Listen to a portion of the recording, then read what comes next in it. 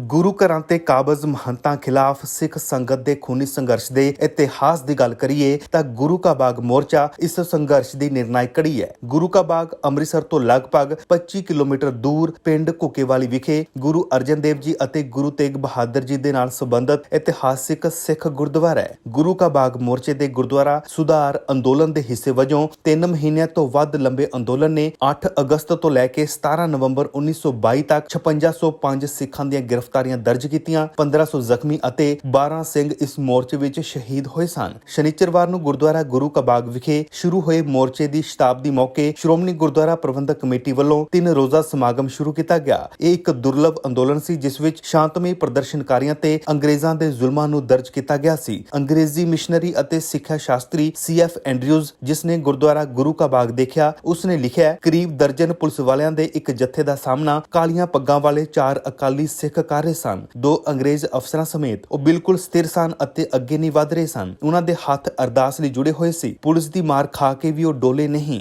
ਇਹ ਉਹਨਾਂ ਲਈ ਸੱਚੀ ਸ਼ਹਾਦਤ ਸੀ ਜਦੋਂ ਉਹ ਅੱਗੇ ਵਧ ਰਹੇ ਸਨ। ਵਿਸ਼ਵਾਸ ਦਾ ਇੱਕ ਸੱਚਾ ਕਾਰਜ ਰੱਬ ਪ੍ਰਤੀ ਸ਼ਰਧਾ ਦਾ ਇੱਕ ਸੱਚਾ ਕਾਰਜ ਹੈ। ਗੁਰੂ ਕਾ ਬਾਗ ਮੋਰਚਾ ਕਿਉਂ ਸ਼ੁਰੂ ਹੋਇਆ, ਇਸ ਦੇ ਇਤਿਹਾਸ ਨੂੰ ਸਮਝਣਾ ਜ਼ਰੂਰੀ ਹੈ। ਗੁਰਦੁਆਰਾ ਗੁਰੂ ਕਾ ਬਾਗ ਸ਼੍ਰੋਮਣੀ ਕਮੇਟੀ ਦੇ ਸਿੱਧੇ ਕੰਟਰੋਲ ਵਿੱਚ ਨਹੀਂ ਸੀ। ਗੁਰਦੁਆਰੇ ਦਾ ਪ੍ਰਬੰਧ ਮਹੰਤ ਸੁੰਦਰਦਾਸ ਦੇ ਹੱਥ ਸੀ। ਉਹ ਗੁਰਦੁਆਰਾ ਸਾਹਿਬ ਅਤੇ ਇਸ ਦੀ 524 ਕਨਾਲ ਜ਼ਮੀਨ ਨੂੰ ਆਪਣੀ ਨਿੱਜੀ ਜਾਇਦਾਦ ਸਮਝਦਾ ਸੀ। ਉਸ ਨੂੰ ਬ੍ਰਿਟਿਸ਼ ਸਰਕਾਰ ਦਾ ਸਮਰਥਨ ਪ੍ਰਾਪਤ ਸੀ। ਇਹ 8 ਅਗਸਤ 1922 ਨੂੰ ਸੀ ਜਦੋਂ 5 ਸਿੰਘਾਂ ਨੇ ਗੁਰਦੁਆਰਾ ਗੁਰੂ ਕਾ ਬਾਗ ਦੀ ਜ਼ਮੀਨ ਤੇ ਦਰਖਤ ਦੀ ਲੱਕੜ ਨੂੰ ਲੰਗਰ ਵਿੱਚ ਵਰਤਣ ਲਈ ਚੁੱਕ ਲਿਆ। ਬ੍ਰਿਟਿਸ਼ ਸਰਕਾਰ ਨੇ ਸਿੱਖਾਂ ਨੂੰ ਜ਼ਮੀਨ ਤੋਂ ਲੱਕੜ ਚੋਰੀ ਕਰਨ ਦੇ ਦੋਸ਼ ਵਿੱਚ ਗ੍ਰਿਫਤਾਰ ਕੀਤਾ ਕਿਉਂਕਿ ਮਹੰਤ ਸੁੰਦਰਦਾਸ ਨੇ ਦਾਅਵਾ ਕੀਤਾ ਸੀ ਕਿ ਉਹ ਕਾਨੂੰਨੀ ਕਾਸ਼ਤਕਾਰ ਸੀ। ਸਿੱਖਾਂ ਦੀ ਗ੍ਰਿਫਤਾਰੀ ਨੇ ਗੁਰਦੁਆਰਾ ਸੁਧਾਰ ਲਹਿਰ ਦੇ ਹਿੱਸੇ ਵਜੋਂ ਇੱਕ ਨਵਾਂ ਅੰਦੋਲਨ ਸ਼ੁਰੂ ਕੀਤਾ। ਸ਼੍ਰੋਮਣੀ ਕਮੇਟੀ ਨੇ ਹਰ ਰੋਜ਼ ਸਿੱਖਾਂ ਨੂੰ ਗੁਰੂ ਕਾ ਬਾਗ ਦੇ ਮੋਰਚੇ ਵਿੱਚ ਗ੍ਰਿਫਤਾਰੀਆਂ ਕਰਨ ਲਈ ਭੇਜਣਾ ਸ਼ੁਰੂ ਕਰ ਦਿੱਤਾ। ਪੁਲਿਸ ਨੇ 22 ਅਗਸਤ 1922 ਨੂੰ ਰਸਮੀ ਤੌਰ ਤੇ ਪ੍ਰਦਰਸ਼ਨਕਾਰੀਆਂ ਨੂੰ ਗ੍ਰਿਫਤਾਰ ਕਰਨਾ ਸ਼ੁਰੂ ਕਰ ਦਿੱਤਾ ਸੀ। 23 ਅਗਸਤ ਨੂੰ 4 ਸਿੱਖਾਂ ਨੂੰ ਗ੍ਰਿਫਤਾਰ ਕੀਤਾ ਗਿਆ ਤੇ ਬਾਅਦ ਵਿੱਚ ਉਹਨਾਂ ਨੂੰ 300 ਰੁਪਏ ਦੇ ਜੁਰਮਾਨੇ ਦੇ ਨਾਲ 1 ਸਾਲ ਦੀ ਕੈਦ ਦੀ ਸਜ਼ਾ ਸੁਣਾਈ ਸੀ।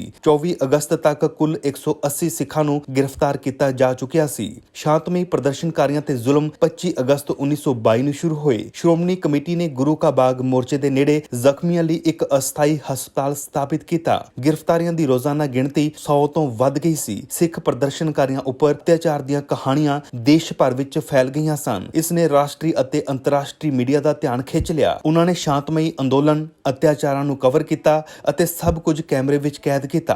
All India Congress working committee ਨੇ ਵੀ ਅੰਦੋਲਨ ਤੇ ਇੱਕ ਨੋਟ ਤਿਆਰ ਕੀਤਾ ਸੀ। ਪ੍ਰਦਰਸ਼ਨਕਾਰੀਆਂ ਨੂੰ ਦੇਸ਼ ਭਰ ਦੀਆਂ ਵੱਖ-ਵੱਖ ਜੇਲ੍ਹਾਂ ਵਿੱਚ ਭੇਜਿਆ ਗਿਆ। ਸਿੱਖ ਕੈਦੀਆਂ ਨੂੰ ਰੇਲਵੇ ਸਟੇਸ਼ਨਾਂ ਤੇ ਲੰਗਰ ਛਕਾਉਣਗੇ। 29 ਅਕਤੂਬਰ 1922 ਨੂੰ ਹਸਨ ਅਬਦਾਲ ਰੇਲਵੇ ਸਟੇਸ਼ਨ ਦੇ ਸਟੇਸ਼ਨ ਮਾਸਟਰ ਨੇ ਗੱਡੀ ਰੋਕਣ ਨੂੰ ਇਨਕਾਰ ਕਰ ਦਿੱਤਾ ਸੀ ਜੋ ਗੁਰੂ ਕਾ ਬਾਗ ਦੇ ਮੋਰਚੇ ਤੋਂ 400 ਸਿੱਖ ਕੈਦੀਆਂ ਨੂੰ ਅਟਕ ਲੈ ਕੇ ਜਾ ਰਹੀ ਸੀ। ਸਿੱਖਾਂ ਨੇ ਉਸ ਰੇਲ ਪਟੜੀ ਤੇ ਬੈਠਣ ਦਾ ਫੈਸਲਾ ਕੀਤਾ ਜਿਸ ਤੇ ਸਿੱਖ ਕੈਦੀਆਂ ਨੂੰ ਲੈ ਕੇ ਰੇਲ ਗੱਡੀ ਆ ਰਹੀ ਸੀ। ਰੇਲ ਗੱਡੀ ਨੂੰ ਰੋਕਣ ਦੀ ਕੋਸ਼ਿਸ਼ ਕਰਦੇ ਹੋਏ 2 ਸਿੱਖ ਪਟੜੀ ਤੇ ਮਾਰੇ ਗਏ ਸਨ। ਰੇਲ ਗੱਡੀ ਰੋਕ ਕੇ ਲੰਗਰ ਛਕਾਇਆ ਗਿਆ। ਇਹ ਸਾਕਾ ਪੰਜਾ ਸਾਹਿਬ ਦੇ ਰੂਪ ਵਿੱਚ ਸਿੱਖ ਇਤਿਹਾਸ ਦਾ ਇੱਕ ਹੋਰ ਵੱਡਾ ਅਧਿਆਇ ਬਣ ਗਿਆ। ਅੰਗਰੇਜ਼ ਸਰਕਾਰ ਨੇ ਸਿੱਖਾਂ ਦੇ ਗੁੱਸੇ ਨੂੰ ਮਹਿਸੂਸ ਕੀਤਾ ਪਰ ਹਾਰ ਮੰਨਣ ਨੂੰ ਤਿਆਰ ਨਹੀਂ ਸੀ। ਇਸ ਲਈ ਬ੍ਰਿਟਿਸ਼ ਸਰਕਾਰ ਦੇ ਮਹਾਨ ਆਰਕੀਟੈਕਟ ਸਰ ਗੰਗਾ ਰਾਮ ਨੂੰ ਸ਼ਾਮਲ ਕੀਤਾ ਗਿਆ। ਅੰਗਰੇਜ਼ਾਂ ਨੇ ਮਹੰਤ ਸੁੰਦਰਦਾਸ ਨੂੰ ਸਰ ਗੰਗਾ ਰਾਮ ਨੂੰ ਜ਼ਮੀਨ ਵੇਚਣ ਲਈ ਮਜਬੂਰ ਕਰ ਦਿੱਤਾ। ਸਰ ਗੰਗਾ ਰਾਮ ਨੇ ਬਰਤਾਨਵੀ ਪੁਲਿਸ ਨੂੰ ਕਿਹਾ ਕਿ ਉਹ ਗੁਰਦੁਆਰਾ ਗੁਰੂ ਕਾ ਬਾਗ ਦੀ ਜ਼ਮੀਨ ਉਸ ਦੀ ਮਾਲਕੀ ਤੋਂ ਬਾਅਦ ਛੱਡ ਦੇਵੇਗਾ। ਅੰਗਰੇਜ਼ਾਂ ਨੇ ਜੇਲ੍ਹਾਂ ਵਿੱਚ ਬਹੁਤ ਸਾਰੇ ਸਿੱਖਾਂ ਤੇ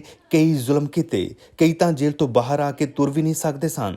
ਬੱਬਰ ਅਕਾਲੀਆਂ ਨੇ ਪ੍ਰਦਰਸ਼ਨਕਾਰੀਆਂ ਤੇ ਜ਼ੁਲਮ ਦਾ ਬਦਲਾ ਲਿਆ ਪਰ ਆਪਣੇ ਸ਼ਾਂਤਮਈ ਅਤੇ ਅਡੋਲ ਚਿੱਤ ਕੀਤੇ ਸੰਘਰਸ਼ ਨਾਲ ਜਿੱਤੇ ਇਸ ਮੋਰਚੇ ਦੀ ਆਜ਼ਾਦੀ ਦੇ ਅੰਦੋਲਨ ਨੂੰ ਵੀ ਨਵੀਂ ਸੇਧ ਤੇ ਦਿਸ਼ਾ ਦਿੱਤੀ ਸੀ। ਜੇਕਰ ਤੁਸੀਂ ਸਟੱਡੀ ਜਾਂ ਇਮੀਗ੍ਰੇਸ਼ਨ ਬੇਸਿਸ ਤੇ ਵਿਦੇਸ਼ ਜਾਣਾ ਚਾਹੁੰਦੇ ਹੋ ਤਾਂ ਚਿੰਤਾ ਦੀ ਕੀ ਗੱਲ। ਗਲੋਬਲ ਬਾਈ ਸਟੱਡੀ ਅਬਰਾਡ ਕੰਸਲਟੈਂਟਸ ਤੁਹਾਡੀ ਹਰ ਕਦਮ ਤੇ ਮਦਦ ਕਰੇਗਾ। ਫ੍ਰੀ ਕੈਰੀਅਰ ਕਾਉਂਸਲਿੰਗ ਹੋਵੇ, ਸਟੂਡੈਂਟ ਐਡਮਿਸ਼ਨ ਜਾਂ ਸਟੱਡੀ ਰਿਪੋਰਟ ਹੋਵੇ, ਆਈਐਲਟਸ ਕੋਚਿੰਗ ਹੋਵੇ, ਸਟੂਡੈਂਟ ਲੋਨ ਹੋਵੇ, pre departure briefing, accommodation, parents ਦੇ ਨਾਲ ਫਾਲੋ ਅਪ, ਮਾਈਗ੍ਰੇਸ਼ਨ ਸਰਵਿਸਿਜ਼, ਇਥੋਂ ਤੱਕ ਕਿ ਇੰਟਰਨਸ਼ਿਪ ਪ੍ਰੋਗਰਾਮ ਯਾਨੀ ਸ਼ੁਰੂਆਤ ਤੋਂ ਲੈ ਕੇ ਅਖੀਰ ਤੱਕ ਗਲੋਬਲ ਬਾਈ ਸਟੱਡੀ ਅਬਰਾਡ ਕੰਸਲਟੈਂਟਸ ਤੁਹਾਡੀ ਹਰ ਕਦਮ ਤੇ ਮਦਦ ਕਰੇਗਾ, ਤੁਹਾਨੂੰ ਗਾਈਡ ਕਰੇਗਾ। My college application and visa process was done with their help only.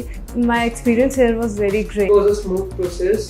There were no difficulties. I received my visa within 70 days. From getting an LOA from the college to getting the port of entry or the Canadian visa, all the process was done smoothly with the help of the agents. ਸੰਪਰਕ ਕਰਨ ਦੇ ਲਈ ਹੁਣੇ ਕਾਲ ਕਰੋ। Delhi branch ਦੇ ਲਈ 9696875875, ਪੰਜਾਬ ਤੇ Chandigarh branch ਦੇ ਲਈ 8725875875।